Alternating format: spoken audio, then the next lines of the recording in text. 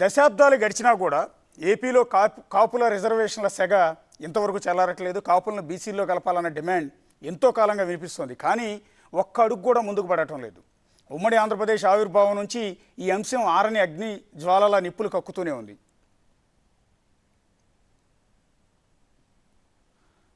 1956లో అప్పటి సీఎం నీలం సంజీవరెడ్డి కాపులను బీసీ జాబితా నుంచి తొలగించారు. 1961లో వచ్చిన మరో ప్రభుత్వం కాపులను మళ్లీ బీసీలో చేర్చేందుకు ప్రయత్నించింది. కానీ జీవోలో సాంకేతిక కారణాలు చూపుతూ హైకోర్టు కొట్టేసింది. ఆ తర్వాత అంటుకున్న మంటలు మళ్లీ చల్లారటం లేదు. ఏపీలో దాదాపు 27% ఉన్న కాపు ఉపకులాలు ఎన్నికల రాజకీయాల్లో నిర్ణయాత్మక శక్తిగా ఉండటంతో కాపు ఉద్యమం రాజకీయంగా ఎప్పటికప్పుడు హీట్ పెంచుతూనే ఉంది. లేటెస్ట్గా బీజేపీ కాపు రిజర్వేషన్ అంశాన్ని అస్త్రంగా ఎత్తుకోవడం హాట్ టాపిక్గా మారింది.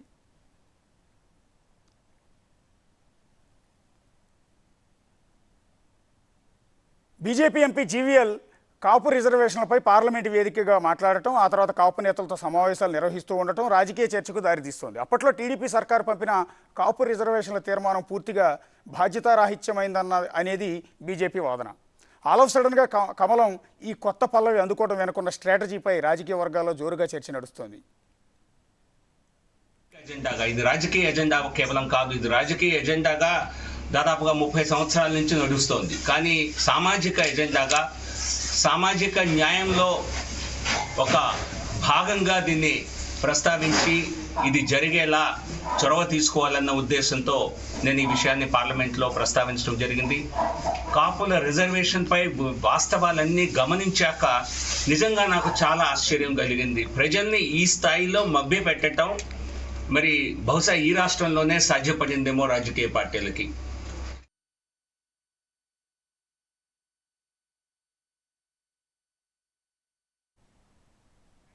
అది జీవీఎల్ అన్నమాట.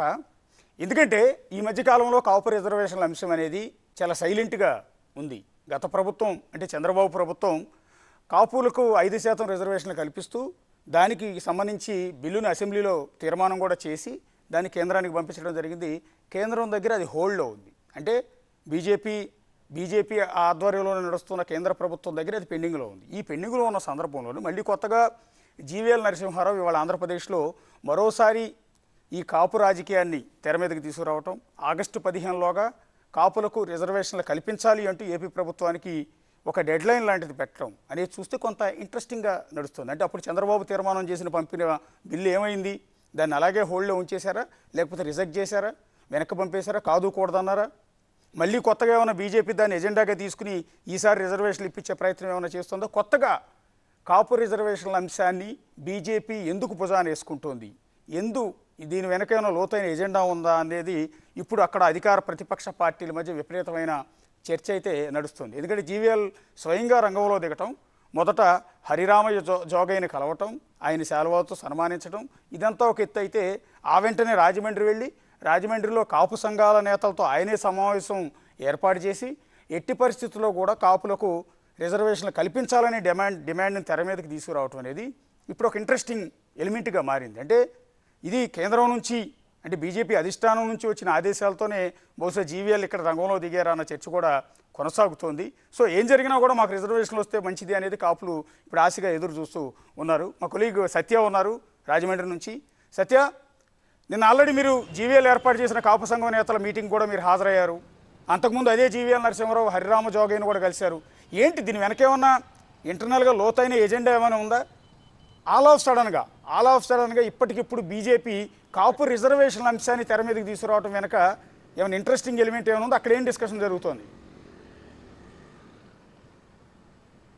అంటే కాపు, తెలగ, బలిజ, ఒంటరి సంబంధించి దాదాపు 27% కాపు ఓటింగ్ ఉన్నది మొత్తం తూర్పుగోదావరి జిల్లానే ఏకైక జిల్లా.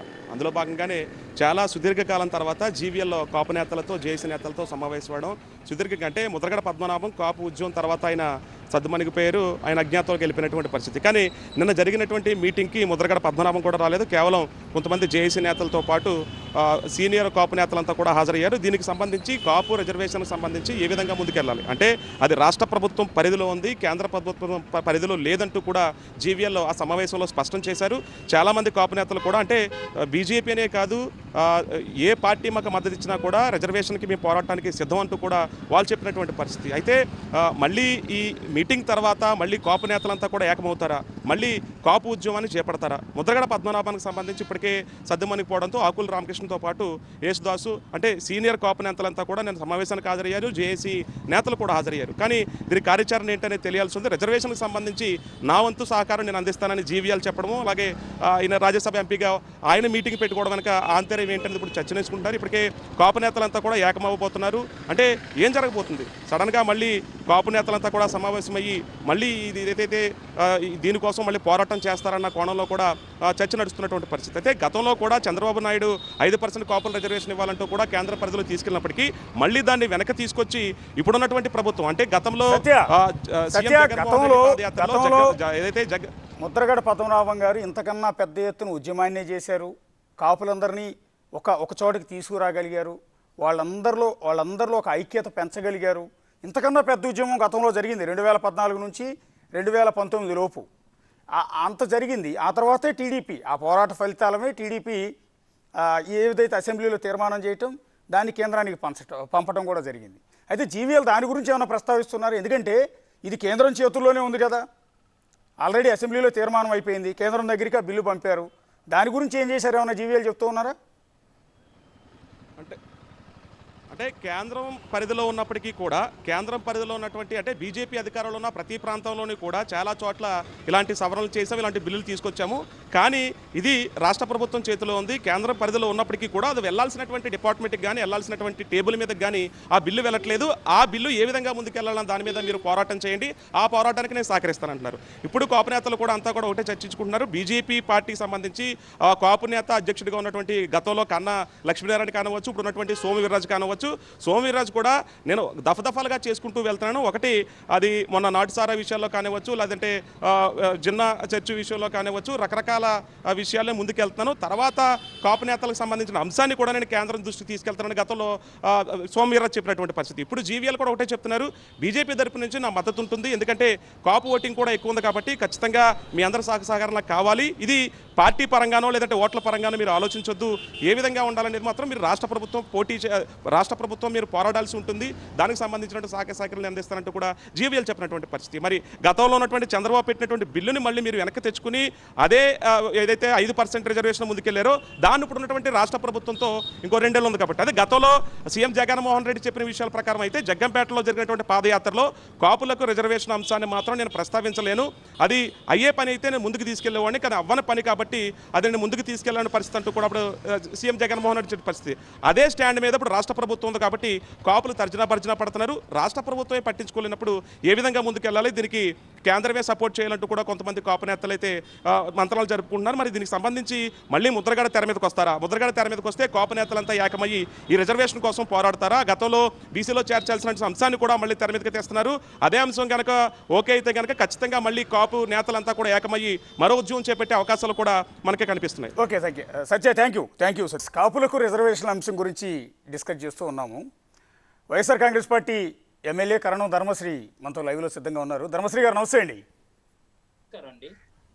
ఏం జరుగుతుందండి? ఆగస్టు 15 లోపు మీరు కాపులకు రిజర్వేషన్లు ఇవ్వాలి అని బీజేపీ డిమాండ్ చేస్తోంది, మీకు డెడ్ లైన్ కూడా పెడుతోంది. యాక్చువల్గా కాపులకు రిజర్వేషన్ అనే డిమాండ్ అది రిమాండ్లో ఉన్నది తప్ప ఇప్పటి నుంచో ఉంది సార్. డిమాండ్ అని చెప్పి సహేతుకమైంది. రియల్గా 1965 వరకు దామోదర సంజీవయ్య ముఖ్యమంత్రిగా ఉండేటప్పుడు వరకు కూడా కాపులకు రిజర్వేషన్ ఉండేదండి. కొన్ని కారణాల వల్ల అసలు 56లో నీలం సంజీవ్ రెడ్డి రద్దు చేస్తే మళ్ళీ దామోదర సంజీవయ్య గారు ముఖ్యమంత్రి అయినప్పుడు మళ్ళీ పునరుద్ధరించి కాపులకు రిజర్వేషన్ కల్పించారు. అయితే 65 తర్వాత మళ్ళీ అది కొన్ని సాంకేతిక కారణాల వల్ల మళ్ళీ రిజర్వేషన్ ఇవ్వడానికి ఇది కాపులను ఓసీగానే పరిగణించండి అని చెప్పారు. యాక్చువల్గా జిల్లాలో కానీ రాష్ట్రంలో కానీ కంబైన్ రాష్ట్రంలో ఉండేటప్పుడు కూడా కాపులకు రిజర్వేషన్ ప్రక్రియ ఎలా చేస్తారంటే ఆచార సంప్రదాయాలతో పాటు సాంఘిక అలవాట్లు అక్కడ ట్రెడిషనాలిటీని పరిగణలోకి తీసుకుని రిజర్వేషన్లు ఇస్తుంటారు సహజంగా. అలా చూసుకున్నా సరే కాపులకి కంబైన్ రాష్ట్రంలో కానీ ఇప్పుడు ఉన్నటువంటి ఆంధ్రప్రదేశ్ లో కానీ 27% కాపులు ఉన్నారు సార్. అట్లాగే ధర్మశ్రీ గారు 27% ఉన్నటువంటి కాదు ఇక్కడ ప్రస్తావన అది కాదు. కాపులకు రిజర్వేషన్లు ఏపీ ప్రభుత్వం కల్పించాలి అని జీవీఎల్ డిమాండ్ చేస్తూ ఉన్నారు. ఇవ్వటం అనేది మీ చేతుల్లో ఉందా? ఎందుకంటే గతంలో 2019 ఎన్నికల ప్రచారంలో జగ్గంపేట, అదే తూర్పుగోదావరి జిల్లా జగ్గంపేట వెళ్ళిన సందర్భంలో ఆయన జగన్మోహన్ రెడ్డి గారు అన్న మాట ఒకటే, మీకు రిజర్వేషన్లు ఇస్తానని నేను మిమ్మల్ని మోసం చేయలేను కాబట్టి నేను అబద్ధాలు చెప్పలేను అని క్లియర్ కట్గా తేల్చి చెప్పేశారు. నేనంటే మళ్ళీ ఇవాళ మీ ప్రభుత్వం, ఆయనే సీఎం అయ్యారు, ఇప్పుడు మీ చేతుల్లో ఉందా నిజంగా రిజర్వేషన్లు ఇచ్చే అంశం? ఎందుకంటే కేంద్రంలో అధికారంలో ఉన్న బీజేపీ నుంచి జీవీఎల్ అడుగుతున్నారు మిమ్మల్ని ఆగస్టు 15 మీరు రిజర్వేషన్లు ఇవ్వాలి అని. నిజంగా ఫ్యాక్ట్ ఏంటంటే మా గౌరవ ముఖ్యమంత్రి జగన్మోహన్ రెడ్డి గారు పిఠాపురం బహిరంగ సభలో చెప్పినటువంటి మాట వాస్తవం. అది యాక్చువల్గా రాష్ట్ర పరిధిలో పరిస్థితి కాదు. రాష్ట్ర పరిధిలో రిజర్వేషన్లు ఇచ్చేది రాష్ట్ర పరిధి కాదు. కాపుల రిజర్వేషన్ ప్రక్రియ మొదలు పెట్టాలి, అది అవ్వాలి, అది రావాలి, అది కావాలి అని అనుకుంటే పార్లమెంట్ పరిధిలోనే పార్లమెంట్ లో బిల్లు పాస్ అవ్వాలని మా ముఖ్యమంత్రి జగన్మోహన్ రెడ్డి గారు చెప్పారు. రాష్ట్ర పరిధిలో అది కాదు. అది జీవీఎల్ గారికి తెలుసు. 50% రిజర్వేషన్ క్రాస్ అయిన తర్వాత నెక్స్ట్ 1% ఎక్స్ట్రా ఇవ్వాలన్నా ఆ రోజు దివంగత నేత రాజశేఖర రెడ్డి గారు 4% ముస్లింస్ కి ఇచ్చినప్పుడు 5% అనౌన్స్ చేసే 4% ఎందుకు తగ్గించారు? రిజర్వేషన్ అనేది ఒక 1% సరిపోలేదు కాబట్టి 50% క్రాస్ అవ్వకూడదు కాబట్టి ముస్లింస్ కి ఇచ్చిన రిజర్వేషన్ కూడా 1% తగ్గించారు. కారణం ఏంటంటే రాష్ట్ర పరిధిలో లేదు కాబట్టి ఆ 50% లోపడే రిజర్వేషన్ చేయవలసిన బాధ్యత ఆ రాష్ట్రానికి ఉంది కాబట్టి చేశారు. ఇప్పుడు అలాగనే అది 50% క్రాస్ ఎవరు ఏం చేయలేము. అందుకనే మా ముఖ్యమంత్రి గారు జగన్మోహన్ రెడ్డి గారు ప్రతిపక్ష నాయకుడు హోదాలో కాపులను మరోసారి నేను మోసం చేయలేను, ఇప్పటికే మోసపోయారు, చాలా మంది మభ్య పెట్టి మోసం చేసే ప్రక్రియకి ఆనాడు ఉన్నటువంటి తెలుగుదేశం ప్రభుత్వం ఏంటంటే ఎక్కడో అగ్ర కులస్తులకి కేటాయించినటువంటి 10% రిజర్వేషన్ లో 5% కాపులు ఇస్తున్నట్టు అలాగా ఒక తూతు మంత్రంగా వాటేమో ఫేక్, వాటి తప్పుడు సంకేతం పంపించి ప్రజలను మోసం చేయాలనే ఉద్దేశంతో ఒక రెజల్యూషన్ కావాలని కేంద్ర ప్రభుత్వం పంపించి ఇలాగ విడదీసుకున్నాను, నా పరిధిలో ఉంది, నా లిమిట్స్ లో ఉందని చెప్పారు. అది తప్పు. అది సాంకేతికంగా జీవీఎల్ నరసింహరావు గారు చెప్పింది కూడా కరెక్ట్. ఎందుకంటే అక్కడ ఏంటంటే మభ్య పెట్టి అక్కడ ఉన్నటువంటి కాపులను మోసం చేయడానికి తీసుకున్నట్టు నిర్ణయం ఆనాడు తెలుగుదేశం ప్రభుత్వం ముఖ్యంగా చంద్రబాబు నాయుడు చేసింది మాత్రం 100% అది తప్పుడు ప్రచారం చేశారు ఆయన. అది అందుకే మా గౌరవ ముఖ్యమంత్రి ప్రతిపక్ష నాయకుడు హోదాలో జగన్మోహన్ రెడ్డి గారు క్లియర్ చెప్పారు, ఇది రాష్ట్ర పరిధిలో అయితే కాదు, మరోసారి కాపులు మోసం చేయలేదు. పిఠాపురం సభలో క్లియర్ గా చెప్పారు, ఇది పార్లమెంట్ పరిధిలోది, పార్లమెంట్ లో పరిధిలో కాబట్టి పార్లమెంట్ లో బిల్లు పాస్ చేయించుకోవాల్సినటువంటి అవసరం ఉంది, కేంద్ర ప్రభుత్వ పరిధిలో ఉంది కాబట్టి అది మా పరిధిలో లేదు కాబట్టి కేంద్ర ప్రభుత్వ పరిధిలో ఉన్నటువంటి అంశాన్ని మేము డెఫినెట్ గా మేము కూడా అడుగుతాము. మేము కూడా అక్కడ ఏంటంటే న్యాయం చేయడం కోసం, కాపులకు న్యాయం చేయడం కోసం చేసే ప్రక్రియలో మేము ముందుంటామని గౌరవ ముఖ్యమంత్రి జగన్మోహన్ రెడ్డి గారు చెప్పారు ఆనాడు ప్రతిపక్ష నాయకుడు హోదాలో. ఒక్క నిమిషం ధర్మశ్రీ గారు సాంబశివరావు ఉన్నారు. సాంబశివరావు మీకు తెలియంది కాదు, మీరు గతంలో కాపులకి బీసీఎఫ్ కేటగిరీ కింద రిజర్వేషన్ 5% రిజర్వేషన్లు ఇవ్వాలి అంటూ అసెంబ్లీలో తీర్మానం చేసినప్పుడు మీరు తెలుగుదేశం పార్టీలోనే ఉన్నారు, సో ఇప్పుడు బీజేపీలో ఉన్నారు, సో రెండు పార్టీల గురించి మీకు అవగాహన ఉంది. సో ఆ రోజు చంద్రబాబు నాయుడు అసెంబ్లీలో తీర్మానం చేసి పంపించిన ఆ బిల్లు పరిస్థితి ఏంటి? కోల్డ్ స్టోరేజ్లో ఉందా, రిజెక్ట్ చేశారా? అశోక్ గారు, మీకు పెద్దలు ధర్మశ్రీ గారికి మా రాము గారికి అందరికీ ప్రేక్షకులు కూడా నమస్కారం. హిస్టారికల్గా ఈ కాపుల రిజర్వేషను, కాపులకి బీసీ రిజర్వేషన్ ఎందుకు కావాలి అనే అంశం రాము గారు ఇంకా బాగా వివరించగలరు కాబట్టి ఆ విషయాన్ని ఆయన చెప్తే బాగుంటుంది. అయితే మీరు అడిగిన క్వశ్చన్ సూటిగా, సరే కాపుల్ని బీసీల్లో చేర్చడం అనే అంశం ఒకటైతే, కాపులకి కనీసం రిజర్వేషన్ కల్పించడం అనేది రెండో అంశం.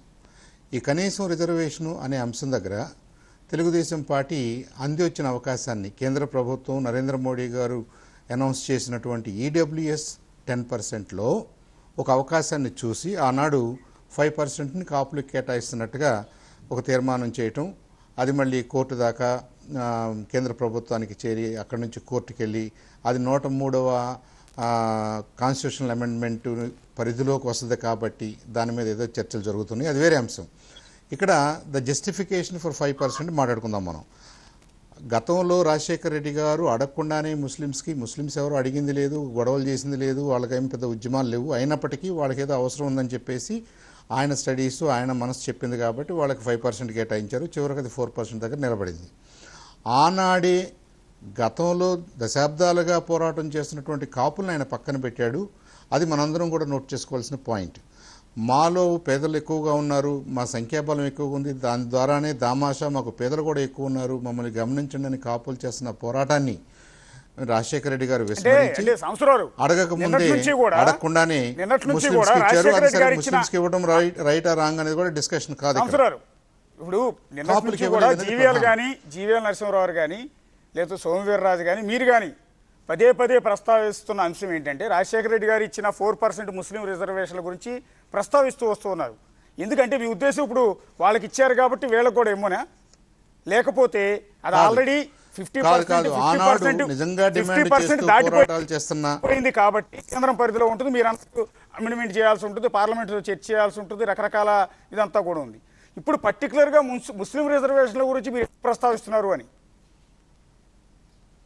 సరే, ఇక్కడ ముస్లిమ్స్ కదా నేను ప్రస్తావిస్తుంది. ఆనాడు దశాబ్దాలుగా పోరాటం చేస్తూ తమకు ఉన్నది పోయినందుకు బాధపడుతూ కాపులు దాన్ని రీసెట్ చేయాలి, మాకు రిజర్వేషన్ కల్పించాలని పోరాటాలు చేస్తున్న సమయంలో రాజశేఖర రెడ్డి గారు కాపులకి ఇవ్వకూడదని, ఇవ్వకుండా చేసే మార్గం ఒకటి ఎత్తుక్కుని అడక్కముందే ముస్లిమ్స్కి ఇచ్చేసి ఆ 50% సీలింగ్ దగ్గర తీసుకొచ్చి పీట ముడేసి వెళ్ళిపోయారు ఆయన.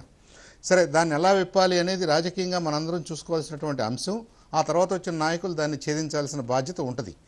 ఇక్కడ 50% దాటింది అనే అంశంతో సరిపెట్టుకోకుండా మరి గత 4 దశాబ్దాలు 5 దశాబ్దాలుగా పోరాటం చేస్తున్న కాపులకి అసలు అవసరం ఉందా, ఉంటే అవసరాన్ని ఎలా తీర్చాలి అనేది సబ్సిక్వెంట్ గవర్నమెంట్స్ చూసుకోవాల్సిన అవసరం ఉంది.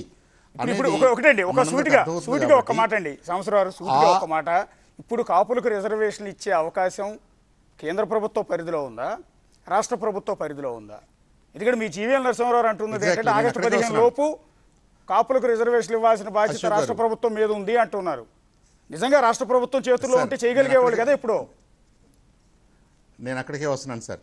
తెలుగుదేశం ప్రభుత్వం ఏం చేసిందంటే కాపుల్ని బీసీలు అనాలా వద్దనే అంశం తను తేల్చలేకపోయినా కనీసం కాపులకు రిజర్వేషన్ ఏదో ఒక రకంగా కల్పించాలని చెప్పేసి ఈడబ్ల్యూఎస్కి కేటాయించిన 10%లో ఒక 5% కాపులకు కేటాయించారు. దాని జస్టిఫికేషన్ నేను మీకు చెప్తాను. అప్పుడు ఇది కేంద్ర ప్రభుత్వం పరిధిలో ఉందో రాష్ట్ర ప్రభుత్వం పరిధిలో ఉందో మీకు మనందరికి కూడా అర్థమైపోద్ది. ఏంటది ఈడబ్ల్యూఎస్ ఎలా పెట్టారు? ఈడబ్ల్యూఎస్లో ఎస్సీ ఎస్టీ ఎస్సీ బీసీ అంటే ఎస్సీ బీసీ అంటే socially and economically backward communities ఫలాలు ఏమీ రాని వాళ్ళు అంటే 50% మందికి ఏదో ఒక రకమైన ఫలం వస్తుందని మనకు అర్థమవుతుంది. కాబట్టి మిగిలిన 50%లో అంటే వాళ్ళని మనం అగ్రకులాలు అంటున్నాం కాబట్టి ఎకనామికల్లీ వీకర్ సెక్షన్స్కి 10% కేటాయించండి అనేది అక్కడ ఈడబ్ల్యూఎస్ లా యొక్క ఉద్దేశం. దాన్నే మేము ఆ రోజున తెలుగుదేశం పార్టీ కానీ మేము ఎలా ఇంటర్ప్రెట్ చేసామంటే సరే కాపుల్ని బీసీలు అందామా అనలేకపోదామా అనే దాన్ని కాసేపు పక్కన పెట్టేస్తే ఈడబ్ల్యూఎస్లో 5% ఇవ్వడానికి అవకాశం ఉందా లేదా అనే ప్రశ్నని మనం అర్థం చేసుకున్నప్పుడు ఇప్పుడు 50% సోకాల్డ్ అగ్రవర్ణాల్లో ఇందాక మీరు ఇంట్రడక్షన్లో చెప్పినట్టుగా 25-28% వరకు కాపు బలిజ ఒంటరి కులాలు ఉన్నాయి. కాబట్టి వాళ్ళలో దామాషా ప్రకారం వేసుకున్నా కానీ 28% ప్రకారం మళ్ళీ పేదలే వస్తారు. ఇదేం ధనిక కులం కాదు, జనాభా ఎక్కువ ఉన్న కులం. దాదాపు 28-30% పేదల్లో అగ్రవర్ణాల పేదలు అనుకునే వాళ్ళలో కాపులే వస్తారు ఆటోమేటిక్గా. కాబట్టి కనీసం 5 లేదా 6% దాన్ని కేటాయించడం అనేది జస్టిఫైయబుల్. ఆ జస్టిఫికేషన్ ఎవరు ఇవ్వాలి? వీళ్ళు ఈడబ్ల్యూఎస్లో కింద వస్తారని కనీసం ఎవరు చెప్పాలి? రాష్ట్ర ప్రభుత్వం చెప్పాలి. రాష్ట్ర ప్రభుత్వానికి ఆ బాధ్యత ఉంది కాబట్టి వాళ్ళ జీవీఎల్ గారు రాష్ట్ర ప్రభుత్వానికి ఆ బాధ్యత గుర్తు చేస్తున్నారు. మీరు ఈడబ్ల్యూఎస్కున్న 10%లో మీరు కాపులకి అని అంటారా లేదా కాపుల్లో ఉన్న పేదలకి అంటారా? ఏదో ఒక రకంగా మీరు అని ముందు ఒక ప్రస్తావన తీసుకొస్తే కనీసం 5% వాళ్ళకి కేటాయించడానికి అవకాశం ఉంది కదా. ఒక ప్రాబ్లంని కనీసం 3 వంతులు సాల్వ్ చేసిన వాళ్ళం అవుతాం. కేంద్ర ప్రభుత్వం పరిధిలో ఉందా రాష్ట్ర ప్రభుత్వం పరిధిలో డిబేట్ ఏం లేదు. వస్తారా రారనేది రాష్ట్రం తేల్చాల్సిన అవసరం ఉంది. కాదండి, చంద్రబాబు ప్రభుత్వంలో అసెంబ్లీలో బిల్లు పాస్ చేసి కేంద్రం దగ్గరికి పంపించింది అదే కదా. ఇప్పుడు మీరు చెప్పిన విధానమే కదా. అగ్రవర్ణాల పేదలకు ఇచ్చే 10% రిజర్వేషన్లో 5% కాపులకు ఇవ్వాలి అని కదా అసెంబ్లీలో తీర్మానం చేసింది. రైట్, దాన్ని అది ఎక్కడ ఆగిందో ఆ ఆగటాన్ని మళ్ళీ ఇప్పుడు వీళ్ళు టేకప్ చేసి దాన్ని కన్విన్స్ చేసి అవసరమైతే పార్లమెంటు సహాయంతో దానికి తగిన ఏర్పాట్లు చేసుకోవాలి. చేయాల్సింది ఎవరు? అది ఎవరు స్టార్ట్ చేయాల్సింది ఎవరు? రాష్ట్ర ఇక్కడ ప్రభుత్వం ఉన్న- చేయాలి. కాదండి, ఇక్కడ ఉన్న రాష్ట్ర ధర్మశ్రీ ప్రభుత్వం కాదు, చేయాలి. ఏపీలో అధికారంలో ఉన్న జగన్మోహన్ రెడ్డి కాదు. ఆల్రెడీ ఆ బిల్లు మీ దగ్గరే ఉంది కాబట్టి బీజేపీలో పార్లమెంట్లో దాన్ని ప్రస్తావించాల్సింది, లేకపోతే అమెండ్మెంట్ చేయాల్సింది, కాపులకు రిజర్వేషన్లు ఇచ్చే అంశం, కోర్టు నుంచి క్లియరెన్స్ తెచ్చుకోవాల్సింది, వాదించాల్సింది, చేయాల్సింది కేంద్ర ప్రభుత్వం కదా. మళ్ళీ కేంద్ర ప్రభుత్వం తరపున మళ్ళీ అదే జీవీఎల్ అంటే బీజేపీ తరపున వచ్చి ఆయన మీరు రాష్ట్ర ప్రభుత్వం ఇస్తారా లేదా అని అడగటం ఎంతవరకు కరెక్ట్ అని. రైట్ సార్, ఇక్కడ ఒక పాయింట్ జాగ్రత్తగా అర్థం చేసుకోండి. కాపుల్లో ఉన్న పేదలు ఈ క్వాలిఫైడ్ ఈ 10% అనే దాంట్లో మోర్ దెన్ 5% క్వాలిఫై అవుతారు అనే డేటా రాష్ట్ర ప్రభుత్వం సబ్మిట్ చేయాలి. చేస్తే కాపు అనే పదం వాడతారా, ఇంకో రకంగా ఎలా డిస్క్రైబ్ చేస్తారో పార్లమెంట్ మళ్ళీ డిస్క్రైబ్ చేస్తుంది దానికి. ఇప్పుడు ఎకనామికల్లీ వీకర్ సెక్షన్స్ అగ్ర కులాల్లో ఉన్న పేదలకి 10% అన్నప్పుడు అగ్ర కులాల్లో మోర్ దెన్ 50% కాపులు ఉన్నారని కనుక రాష్ట్ర ప్రభుత్వం చెప్పగలిగితే, వాళ్ళు ఒక సర్వే చేసో ఒక రిపోర్ట్ ద్వారానో వాళ్ళకున్న డేటా ద్వారానో చెప్పగలిగితే కేంద్రం మళ్ళీ దాన్ని టేకప్ చేస్తుంది పార్లమెంటు. అంతేగాని ఎవరో ఇక్కడ అధికారంలో లేని బీజేపీనో అధికారంలో లేని ఇంకో పార్టీనో దాన్ని ప్రస్తావించగలరే కానీ డేటా తీసుకురావాల్సింది, సర్వే చేయాల్సింది, జస్టిఫై చేయాల్సింది, ఫైట్ చేయాల్సింది స్థానిక ప్రభుత్వం అంటే స్టేట్ ప్రభుత్వం. ఫస్ట్ ఆఫ్ ఆల్ ధర్మశ్రీ గారికి మా రిక్వెస్ట్ ఏంటంటే రాష్ట్ర ప్రభుత్వం ఈ ఎక్సైజ్ తీసుకోవడానికి రెడీగా ఉందా? రాము గారు, ఇప్పటి వరకు రెండు పార్టీల వర్షన్ మీరు ఉన్నారు, బీజేపీ వర్షన్ కావచ్చు, అధికార వైఎస్ఆర్ కాంగ్రెస్ పార్టీ వర్షన్ కావచ్చు. గతంలో టీడీపీ ఏం చెప్పిందో మీకు ఆల్రెడీ తెలుసు. అన్ని పార్టీలు కాపులకు రిజర్వేషన్లు ఇస్తామంటున్నారు, ఇవ్వాల్సిందే అంటూ ఉన్నారు. కానీ ఇచ్చేది ఎవరు?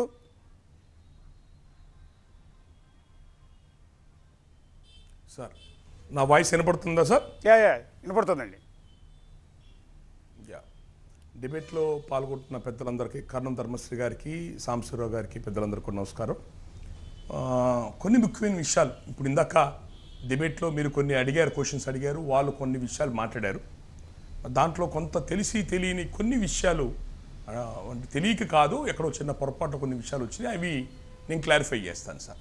ఇందాక ఫస్ట్ మన ఈ డిబేట్ స్టార్ట్ అయినప్పుడు హైకోర్టు కాపు రిజర్వేషన్స్ కొట్టేసింది అని చెప్పిన వర్డ్ వాడారు.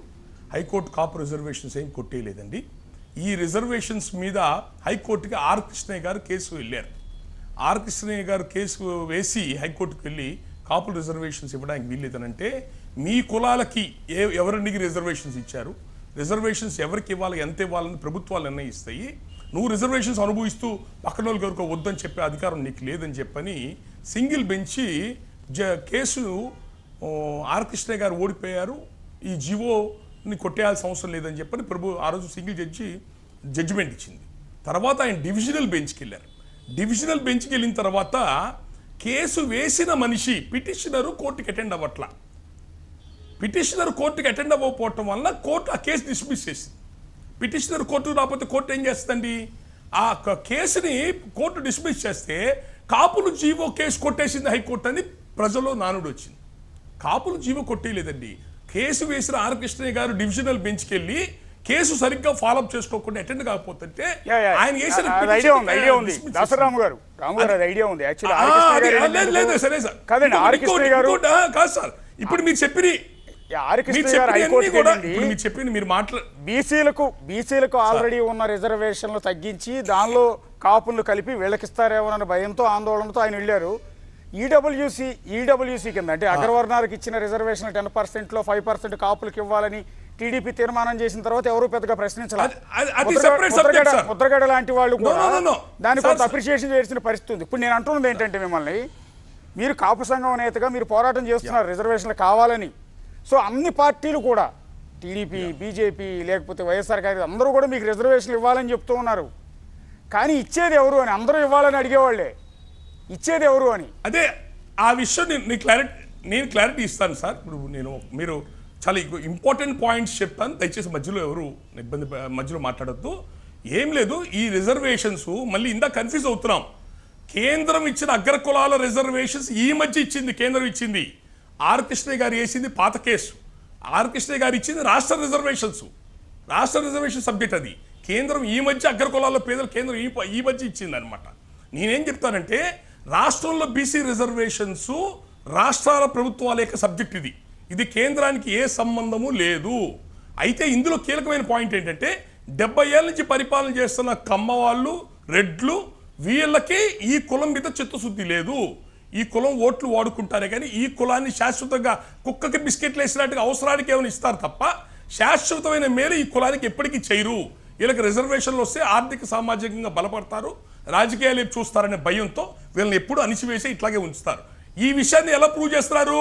రాజశేఖర రెడ్డి గారు అంటే ఒక బలమైన ప్రతిపక్ష నాయకుడైన రాజశేఖర రెడ్డి గారు, సొంతంగా పార్టీ పెట్టుకున్న జగన్మోహన్ రెడ్డి గారు, అంటే వీళ్ళకి తెలీదా 50% రిజర్వేషన్స్ అంటే మిగతా రిజర్వేషన్స్ ఇవ్వగలేమని చెప్పని? అంటే రాజశేఖర రెడ్డి గారు 2004లో మేనిఫెస్టోలో పెట్టారు కాంగ్రెస్లో, కాపులకి ముస్లింస్కి ఇద్దరికి రిజర్వేషన్లు ఇస్తామని. మరి ముస్లింస్కి ఇచ్చి రాజశేఖర రెడ్డి గారు కాపులను ఎలా పక్కన పెట్టారు? ముస్లింస్ ఎప్పుడైనా ఉద్యమాలు చేశారా? అడగని ముస్లింస్కి ఇచ్చాడు, అడిగిన కాపులు మాత్రం పక్కన పెట్టాడు. అంటే ఈ కాపులు శాశ్వతమైన మేలు చేయటం వాళ్ళకి ఇష్టం ఉండదు. మళ్ళీ 2009 మేనిఫెస్టోలో 2004 మేనిఫెస్టోలో పెండింగ్లో ఉన్న అంశాలన్నీ 2009లో పూర్తి చేస్తానని చెప్పని అన్నారు. మరి 2009లో పూర్తి చేశారా? అది చేయలేదు. మళ్ళీ నెక్స్ట్ జగన్మోహన్ రెడ్డి గారు ఇందాక ఎంతసేపుకి ఏం చెప్తున్నారు? ఈస్ట్ గోదావరికి వెళ్ళి జగంపేట ఏరియాలో కాపుల రిజర్వేషన్స్ నాకు సంబంధం లేదని చెప్పి అన్నాడు. 2019 ఎలక్షన్స్ ముందని అంటున్నారు. మరి ఒక రాష్ట్రంలో ఒక పార్టీ పెట్టిన నాయకుడు ముద్దుగడ్డ పద్మనాభం గారు మీ మందరం ఉద్యమం చేస్తుంటే కాపు రిజర్వేషన్స్ నా మద్దతు అని చెప్పిన ఒక వ్యక్తి, పద్మనాభం గారు మీ అందరం ఉద్యమం చేస్తున్నప్పుడు కాపు రిజర్వేషన్స్ నా మద్దతు అని టీడీపీ గవర్నమెంట్ ఎలా చెప్పాడు జగన్మోహన్ రెడ్డి? 2014 మేనిఫెస్టోలో ఎలా పెట్టాడు? 2014లో జగన్మోహన్ రెడ్డి గారు మేనిఫెస్టోలో పెట్టారు, మేము అధికారంలోకి వస్తే కాపు రిజర్వేషన్లు ఇస్తామని చెప్పని. అంటే ఎలక్షన్లకు 6 నెలలు 9 నెలల ముందు సర్వే చేయించుకొని అతను ఎట్టి పరిస్థితుల్లో గెలుస్తున్నాడని చెప్పని రిపోర్ట్ వచ్చిన తర్వాత కాపు రిజర్వేషన్స్ నాకు సంబంధం లేదని నిదానం ఓ స్టేట్మెంట్ ఇచ్చి చేతులు పైకి ఎత్తేశాడు. అంటే ఓపెన్ అయిపోయాడు. తండ్రి ఎలా చేశాడు అన్యాయంగా? తండ్రి ఏ కాపులైతే వంగవీటి మోహన్ రంగ తర్వాత రాజశేఖర రెడ్డి భుజాన్ని వేసుకొని ముఖ్యమంత్రిగా తీసుకెళ్ళిందో రాజశేఖర రెడ్డి మోసం చేశాడు, జగన్మోహన్ రెడ్డి మోసం చేశాడు. నేను అడిగేది ఏంటంటే కాపుల రిజర్వేషన్స్ మొన్న గత ప్రభుత్వంలో కాంగ్రెస్ పార్టీలో కాపుల మీద సామాజిక ఆర్థిక సర్వే జరగాల. కాంగ్రెస్ పార్టీ 10 లక్షలు 20 లక్షల సర్వేకి డబ్బులు ఇవ్వకుండా పెండింగ్ పెట్టింది. నేనేమంటానంటే తెలుగుదేశం పార్టీ చేసే తప్పు కూడా ఉంది. గత ప్రభుత్వంలో తెలుగుదేశం పార్టీ చంద్రబాబు నాయుడు మంచి పని చేశాడు, కాపు రిజర్వేషన్స్ ఇస్తానని చెప్పని కాపుల మీద పల్స్ సర్వే నిర్వహించాడు. రాష్ట్ర వ్యాప్తంగా ఇంటింటికి సర్వే జరిగింది. ఏ కులాలు ఎంతమంది ఉన్నారు, కాపుల ఆర్థిక సామాజిక స్థితులు ఏంటనేది రిపోర్ట్ ఇచ్చారు. దాన్ని ఎర్రనాయుడు తమ్ముడు అచ్చెన్నాయుడు మన అసెంబ్లీలో వివరంగా చదివాడు. కాపులు సామాజిక స్థితులు ఇంటింటికి గవర్నమెంట్ వాళ్ళు పల్స్ సర్వే చేశారు. ఆ రిపోర్ట్ ఉండటం చాలా ఇంపార్టెంట్. గత ప్రభుత్వం ఆ రిపోర్ట్ తీసుకొని కాపులకి 5% రిజర్వేషన్ ఇచ్చింది ఎఫ్ కేటగిరీలో పెట్టి. కానీ వాళ్ళు చేసిన మోసం ఏంటి? ఆ రిజర్వేషన్స్ అమలు చేసే హక్కు రాష్ట్ర ప్రభుత్వానికి ఉంది. మహారాష్ట్రలో మరాఠాస్కి మహారాష్ట్ర ప్రభుత్వం 10% రిజర్వేషన్స్ ఇచ్చి అమల్లో పెట్టింది. రాష్ట్రంలో 5% రిజర్వేషన్ ఇచ్చి అమల్లో పెట్టాలా? అమల్లో పెట్టకుండా కేంద్రానికి పంపించారు. కేంద్రానికి ఏ సంబంధం? రాష్ట్రంలో బీసీ రిజర్వేషన్ కేంద్రానికి సంబంధం. 50% దాటితే రిజర్వేషన్లు ఇవ్వకూడదన్నారు. ఎక్కడా లేదు. కర్ణాటకకు సంబంధించిన రిజర్వేషన్స్లో సుప్రీంకోర్టు ఇచ్చిన జడ్జిమెంటు 50% రిజర్వేషన్స్ లోపు అయితే మీ ఇష్టం వచ్చినట్టు ఇచ్చుకోండి, 50% దాటినట్టయితే పల్సు సర్వే జరగాల, జనగణన జరగాల, అందరు సామాజిక ఆర్థిక పరిస్థితులు స్థితిగతుల్ని పరిగణలో తీసుకొని అగ్ర కులాలకు అన్యాయం జరగకుండా ఇవ్వమని చెప్పిందే తప్ప 50% రిజర్వేషన్ దాటి ఇవ్వకూడదని ఏ రాజ్యాంగంలో లేదు. అస్సాం, మేఘాలయ, మిజోరాం, ఒరిస్సా లాంటి రాష్ట్రాల్లో ఆ రాష్ట్రాల్లో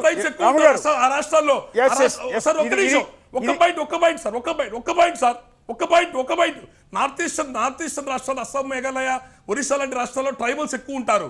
50% మించి ఇవ్వకూడదంటే వాళ్ళు ఏమైపోతారు? రాజ్యాంగంలో ఎక్కడ 50% మించి ఇవ్వకూడదు అన్నారు. ఇది రాష్ట్ర ప్రభుత్వ రిజర్వేషన్, రాష్ట్రం కల్పించాలి. ఇప్పుడు ఈ రోజున ఈ మధ్య కేంద్ర ప్రభుత్వం రిజర్వేషన్స్ రాష్ట్రాల బాధ్యత, రాష్ట్రాలు రిజర్వేషన్స్ ఇచ్చుకోవచ్చని మొన్న ఈ మధ్య కేంద్ర ప్రభుత్వం జీవో ఇచ్చింది. దీని ప్రకారం రాష్ట్ర ప్రభుత్వం చెయ్యాలా?